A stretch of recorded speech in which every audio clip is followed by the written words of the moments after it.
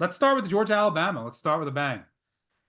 Georgia is, I've been watching this market so closely, and it's just stuck. The line is stuck. I'm waiting to see if there's like a big group that comes in to move this. Sometimes limits go up late in the week. But I think and I said this earlier in the week, I think that this is a pretty good line. It's going to get good two-way action. And I think anytime it got to Bama 3, you would have buyback. So I think the books are going to be in a good spot with this game because the handle is just going to be extreme and you're going to have cases for both. Like I really had no idea what the quote unquote casual side would be. So I did a poll on Twitter.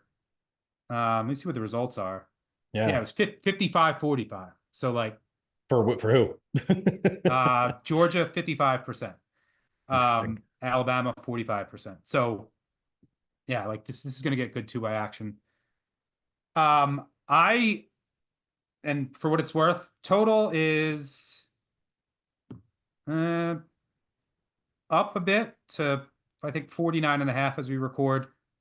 It's come down and then back up a little bit. I guess before we get into this game, weather update. Anyone down in Florida, thoughts are with you. Hope you're hunkered down and safe anywhere down south that's going to be in the path of the storm. Do you have a quick high-level weather update where what games and what this path and what games could be impacted the most?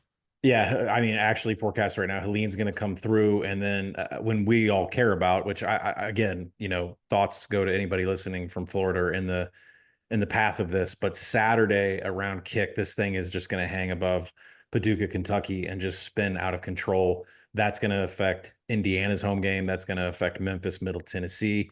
And, there are surrounding areas in Ohio that I think the girth and the size of this hurricane and the magnitude of the size and the way that it spins is going to spin off potentially severe storms on the side of Ohio where Miami of Ohio plays. So I think you have to be very maybe Athens, maybe Akron is a place where we don't get to with weather. But I think if you're on the other side of Ohio, you're definitely in the line of severe storms coming through. So I don't know when you think that's going to start hitting because we're pretty firm now, right? We're pretty firm what this forecast is going to be and where it's going to sit. So I'd expect totals to start moving. And if you're listening to this Friday morning and it hasn't moved yet, it's going to move because these things are going to spin and create severe weather and wind everywhere. So I'm actually a little surprised the market's been quiet here on Thursday so far. Yeah, market has been quiet. The thing to watch is just orders of magnitude of wind, right? Like that's as you get closer, you get more clarity. And there's a big difference between 10 to 15 and then 20 to 25, which has a much more drastic impact. And then looking at sustained winds and then gusts, so you'll have more clarity there. But Georgia, Alabama, I don't think this game will be impacted too much, right? It does not so far. It's like it's going to zip right around it. So we don't have to concern ourselves with the weather there. I like Georgia. I'll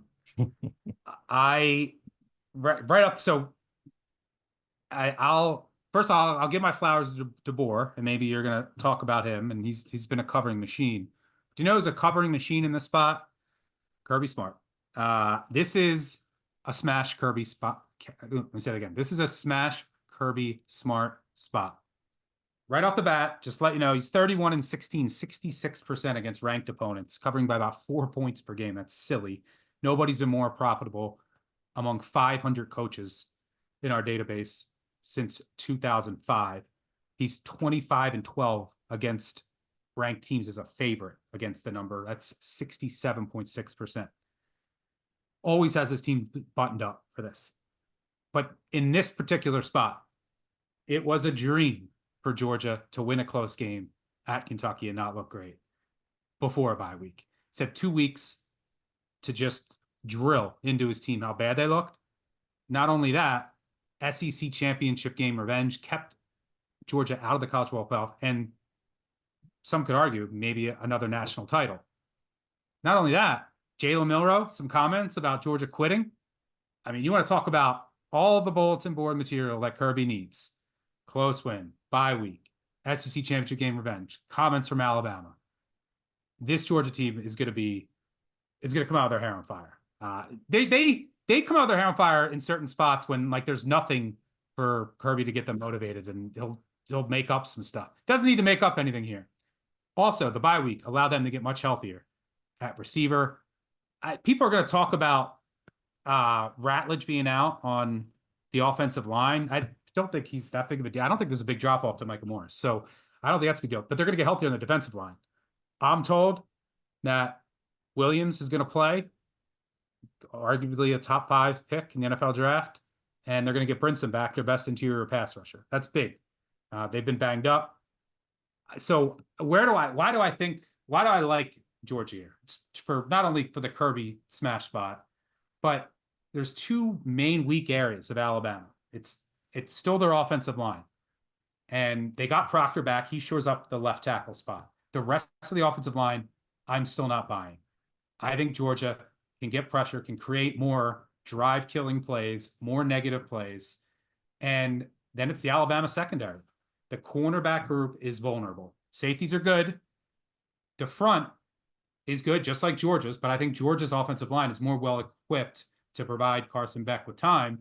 And the cornerbacks for Alabama, it's a USC transfer who's just Damani Jackson, and a bunch of young, inexperienced freshmen. There was guys wide open against USF, guys wide open against Western Kentucky. Quarterbacks just missed. Then you play Wisconsin, Tyler Van Dyke gets hurt. So, like, there's opportunities here that I think Georgia is going to exploit downfield, and Beck is not going to miss. I think the offensive line for Alabama is problematic. And by the way, I just mentioned Alabama at home against USF was played to a draw until the final 5 minutes of that game. They went up to Wisconsin and Van Dyke gets hurt. Like, I can't take much from that game. People are so fixated on just the last thing they saw. Everyone's like, Alabama destroyed Wisconsin. It was with Braden Locke at quarterback and a Wisconsin defensive line that's terrible and lost their best player up front. But they had Locke at quarterback. I mean, it doesn't get worse than that. Did we forget just because Georgia had a close win? That was Kentucky's Super Bowl. They were just embarrassed. And by the way, Kentucky generally, more times than not, plays Georgia very close. And Georgia always has one of these games where they go on the road, the offense doesn't look great, and then they're fine the rest of the season. Did we forget? I mean, Kentucky's a top 20 defense. What Alabama defenses they faced? Did we forget what Georgia did? I know it's week 5, but it was only 4 weeks ago. Did we forget what Georgia did to Clemson? By the way, that win and destruction has aged pretty damn well. Clemson since has been a juggernaut, and they looked like the Panthers and Bryce Young. I mean, it was embarrassing what Georgia did to that offense. So I think Kirby's going to have a great game plan here to take away the deep ball, contain Milroe's legs, make him throw in the intermediary range. You just tweak some things that I think they just miscalculated in that SEC championship game. And then I think that these Alabama corners get toasted a few times, and that's the difference in the Kirby smash spot. Give me the dogs. I'm rolling with Georgia. I don't get to bet them often. I'm excited. So you like Alabama, make your case. I do. I bought it up to -125 on the 3. By the way, I haven't bet it yet on the app. I'm just waiting for full transparency. I'm watching the market because I'm just waiting to see if I want to go cheaper money line. So that's probably the route I'm going. And the market just hasn't budged. So I'm watching, but I will be on it and log it on the app. Oh, and full transparency, if Georgia's live, plus I'll probably hit that too. I mean, this is not one of these things where I'm planting my flag and saying this is absolutely going to be an Alabama win here. Oh, come on, plant your flag. I think one thing that I wanted to start off was the trench, because in my opinion, in these games, win the trench, you win the game.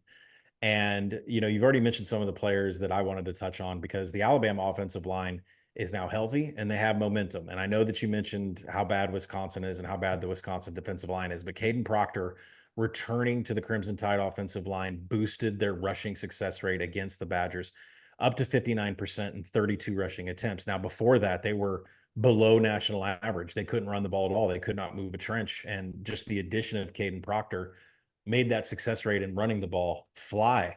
So, that's well more than what they posted against the defenses of Western Kentucky and South Florida. So I think it's an extremely positive impact about what's happened to the Alabama offensive line from a run blocking perspective, which I think is extremely important on both sides of the ball. Because you mentioned some injuries on the Georgia defense, and I am just reading things a little bit differently. Now, first off, defensive interior Jordan Hall, don't think he's going to play. Hasn't played this No, year. Doesn't look like he's still. going to make it. Brinson played 3 snaps against Clemson, had the injury, but he's been practicing for over 2 weeks. He's expected back here. But Mykel Williams is the one where I'm seeing a lot of different stuff, and I'm hearing a lot of different stuff, which is light practicing, light reps, and he's only working on his rush, his opening move to rush the passer. This is not somebody that's getting ready to be a run defender at all. I'm reading that he's only working on pass rushing. He's not ready to be a run defender. So that, to me, sure, we're getting Mykel Williams back, and sure, the offensive line is going to have to point him out and take care of him on pass rushing. But he could be a liability in run defense if he's even out there and standard down. So just keep that in mind. I think the availability report is also Friday. It's also Saturday morning. Check that to see see if there's any indication that Mykel Williams is actually going to be a part of standard downs, early downs when Alabama's trying to run the ball. So when you look I at think he's it, back, by the way. I was told by someone close to the program, 85%. And he was practicing, no limp or anything. So but I digress. Go ahead.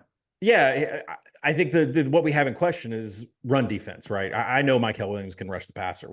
He's very good at that, but I think running the ball, I think if Jalen Milroe decides to tuck and take off, then we got something else going on. So, the Georgia offense, when we switch over to the offensive line, their trench to me has not done anything. Injuries at the running back position against Clemson to start off the season. They couldn't get any kind of ground game going whatsoever. And it was just the Beck passing attack that really destroyed Clemson here. And you mentioned it, All-American Tate Ratledge is out. He's going to be out for a number of weeks with that sprained ankle. And you're right, Micah Morris came in. He was a replacement against Kentucky, and he had great pass blocking grades. He had really bad run blocking grades. I go back to the fact of running on both sides of the ball. His run blocking grade was not great. Pass rush, he can handle it. The offensive line and the running back advanced analytics have failed to show that Georgia has any rushing category inside the top 60 right now. I understand you've played Kentucky's defense. I understand you've played Clemson's defense, but it does not look good. It looks I like mean, Trevor. ETN didn't play in that game either. I know. Well, Trevor Etienne and Nate Frazier are both averaging more than 3.7 yards after first contact. That indicates to me that the offensive line is just not doing their job in the trench and moving the pile. It's the running backs that are actually getting this thing going.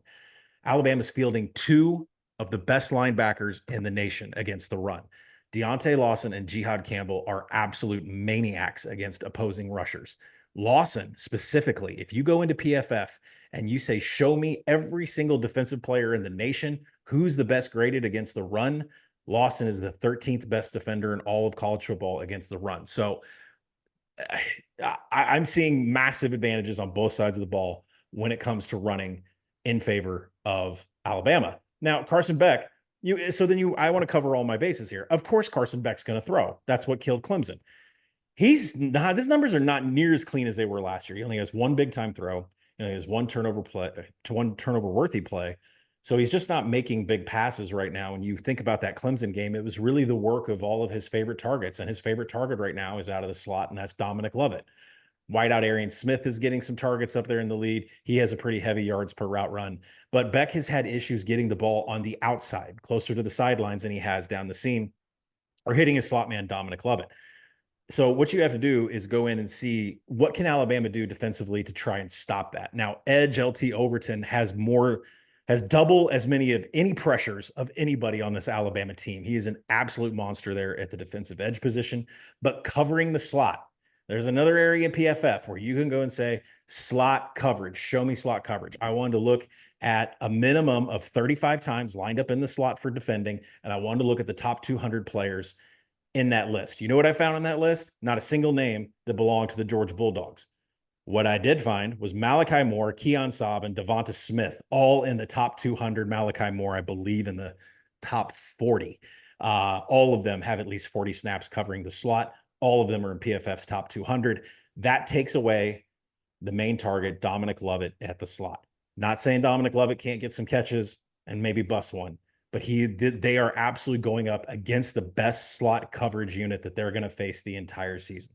So from a trench perspective, lots of advantages for Alabama, especially in the run game. I'm not convinced that Mykel Williams is going to be there fully 100%, even 80% against the run. I would believe it against pass rushing because that's what he's been working on. I'm not sure if he's going to be a liability or an asset against the run. If Jalen Milroe takes off, it could be a problem. When you look at Georgia, their offensive line is not creating all the runs that you see. It's the running backs that are creating that, and that's going to be a little bit more of a problem against Alabama. Where does Carson Beck turn? Dominic Lovett in the slot. Alabama is the best at defending the slot in the nation. Alabama +3. I feel like it's covered a lot of the bases, assuming no turnovers, assuming the health is where it's at. We'll see how good Mykel Williams is, because I think he is a game changer stock. I agree with you on that. I'm just wondering what he is on run defense, and that is so important with Jalen Milroe. Yeah, we'll see. Good cases, and this is why this game's getting good two-way action. The one thing that concerns me is just, can the Georgia's receivers have talent? They should be healthier, but it's not as elite of a unit as it's been in years past. I do think they have an edge over these young and underwhelming Bama corners, but they need to step up on the outside. And the tight end position's they really miss Bowers. Delp has been lost.